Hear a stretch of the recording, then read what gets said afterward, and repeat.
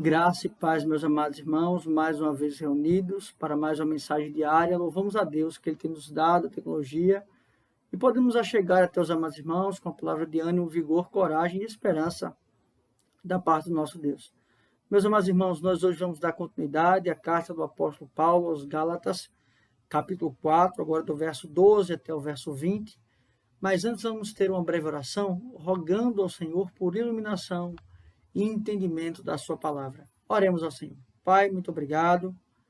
Obrigado, Deus, porque o Senhor nos concede a graça, o privilégio de ouvir a tua voz. Do nosso coração, Senhor, ser alimentado, nutrido pelo Senhor. E louvado seja o Senhor, Deus, que nos deu o teu Espírito para a compreensão e iluminação da tua palavra. Obrigado, Pai, vai conosco, com cada família, com cada irmão. É assim que nós oramos. Em nome e por amor de Jesus Cristo, nós já agradecemos. Amém.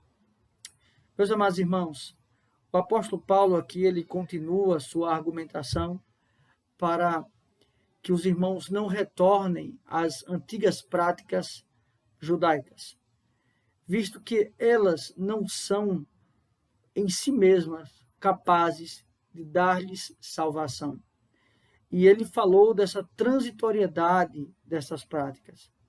Ele argumentou com uma razão, mas não a razão humana, a razão advinda justamente da novamente em Cristo, ou seja, do novo ser em Cristo Jesus.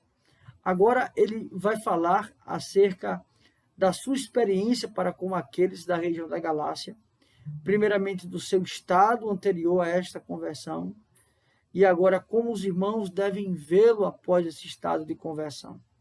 Ele vai dizer assim a partir do verso 12: sede qual eu sou, pois também eu sou como vós, irmãos.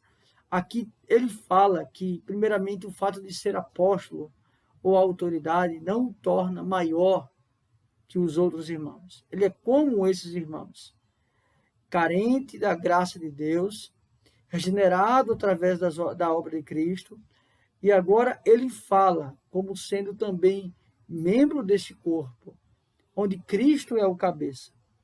Assim vos suplico, em nada me ofendestes. E vós sabeis que vos preguei o evangelho a primeira vez por causa de uma enfermidade física. Aqui ele fala da sua situação em relação a uma perda da visão, provavelmente. E ele fala acerca dessa pregação motivado ou tensionado por uma enfermidade.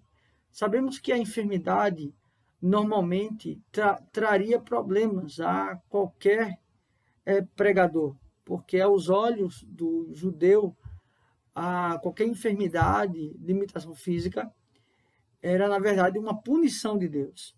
Ele vai dizer a partir do verso 14: e posto que a minha enfermidade na carne vos foi uma tentação, contudo, não me revelastes desprezo, nem desgosto. Antes me recebestes como anjo de Deus, como o próprio Cristo Jesus. Ou seja, a limitação, a enfermidade do apóstolo Paulo não fez ser visto como menor ou desprezado por esses irmãos. Também não foi o motivo de anular dele a sua autoridade e ser então boca do Senhor. Perceba que aqui então ele está dizendo, olha, o Espírito Santo de Deus os conduziu, esse Espírito que os trouxe à razão espiritual, os conduziu a me aceitar da forma que eu estava, quando a própria cultura, o próprio pensamento judaico, é que aqueles que possuíam limitação eram amaldiçoados por Deus e não tinham dignidade. Aqui ele então quer enaltecer estes irmãos, a forma como ele foi tratado. Verso 15: que é feito, pois, da vossa exultação, pois vos dou o testemunho de que, se possível fora, teríeis arrancado os próprios olhos para nos dar. Ele está dizendo assim: ora, eu não entendo como vocês podem estar retornando às antigas práticas, pois eu sou testemunha de vocês. Testemunha da mudança de mente que vocês sofreram através do Evangelho. A ação do Espírito Santo de Deus agindo em vocês. É como se ele estivesse perplexo. Porque como pode irmãos terem agido de uma forma tão piedosa, tão carinhosa, a ponto de ele usar uma hipérbole daqueles irmãos estarem dispostos a arrancarem os próprios olhos para que Paulo enxergasse. Ele vai dizer: tornei-me, porventura, vosso inimigo por vos dizer a verdade? Logicamente que ele está se utilizando de retórica. Eu não quero me tornar inimigo de vocês, não sou inimigo de vocês por dizer-vos a verdade. Ou seja, outrora Paulo estava sendo aceito, agora não aceito. Verso 17, os que vos obsquinham não fazem sinceramente, mas querem afastar-vos de mim, para que o vosso zelo seja em favor deles. Aqueles que estão, então, ensinando um falso evangelho, voltando para as antigas práticas judaicas, eles não têm uma motivação sincera, honesta. Não. Eles fazem de tudo para, então, desqualificar o apóstolo Paulo e afastarem estes de Paulo. E, na verdade, é afastá-los do evangelho, porque Paulo, então, é embaixador deste evangelho. Verso de número 18. É bom ser sempre zeloso pelo bem, e não apenas quando estou presente convosco. Ou seja, sejam zelosos para comigo, não só na minha presença, mas também na minha ausência. Por fim, versos 19 e 20. Meus filhos, vejam o tratamento de Paulo. É como se ele estivesse se dirigindo em um olhar paternal, preocupado com estes filhos na fé, por quem, de novo, sofro as dores de parto, até ser Cristo formado em vós. Aqui, então, ele fala dessas dores de parto, porque é como se ele estivesse dizendo que a sua pregação gerou novos convertidos. A sua pregação gerou novos servos do Senhor.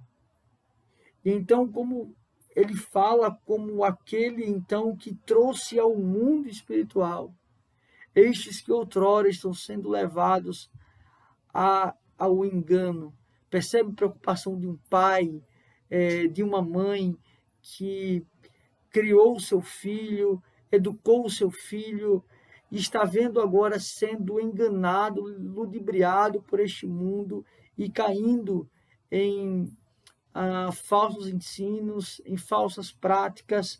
Por fim, no verso 20, vai dizer: pudera eu estar presente agora convosco e falar-vos em outro tom de voz, porque me vejo perplexo a vosso respeito. Eu queria estar convosco e falar de outra forma que não fosse esta.